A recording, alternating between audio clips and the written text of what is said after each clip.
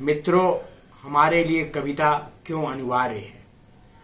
क्योंकि यदि हम में जिंदगी है तो हमें भूख है, हमें प्यास है। इसी संदर्भ में कविता के बारे में ही कविता की कुछ पंक्तियां मैं निवेदित करना चाहता हूं। कविता भूखों की रोटी है, प्यासों की है पानी। कविता भूखों की रोटी है, प्यासों की है पानी। दीन दुखी दलितों कुचलों की कविता राम कहानी। कविता के लिए जैसे जिंदगी के लिए सांसें और धड़कनें अनिवार्य हैं, उसी तरह से कविता जीवन की सांसें हैं और हृदय की धड़कन। वाल्मीकि की करुणा कविता कहीं क्रौंच का क्रंदन। करुणा कविता की जननी है और जनक है आंसू। महाकवि जयशंकर प्रसाद की सुप्रसिद्ध रचना आंसू को समर्पित पंक्तियां।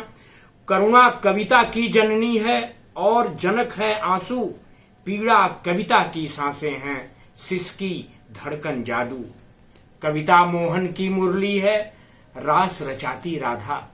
कविता मोहन की मुरली है, रास रचाती राधा। कविता बिना मुझे लगता है जैसे जीवन आधा। कविता गोकुल गोवर्धन है। कविता गोकुल गोवर्धन है। गोप गोपियां गाएं, बरसाना वृंदावन मधुवन, राधा रास रचाएं। कविता केशव चक्र सुदर्शन, कुरुक्षेत्र की गीता। कविता केशव चक्र सुदर्शन, कुरुक्षेत्र की गीता। अवध भूमि में राम राज्य सी, मर्यादा की सीता। माँ वाणी की वाणी कविता, वीणा का है सरगम। रस छंद अलंकार का कविता अनुपम संगम। कविता केवल 2.5 आखर, अंतिम पंक्तियां हैं। कविता केवल 2.5 आखर लिखती और पढ़ती है।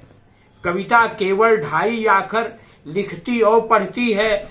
त्रिभुवन में कविता केवल 2.5 आखर गढ़ती है। कविता आंसू की स्याही से आंसू ही लिखती है। कविता आंसू की स्याही से आंसू ही लिखती है। आंसू से आंसू पोंछती, आंसू ही पढ़ती है। धन्यवाद। जय हिंद, जय भारत।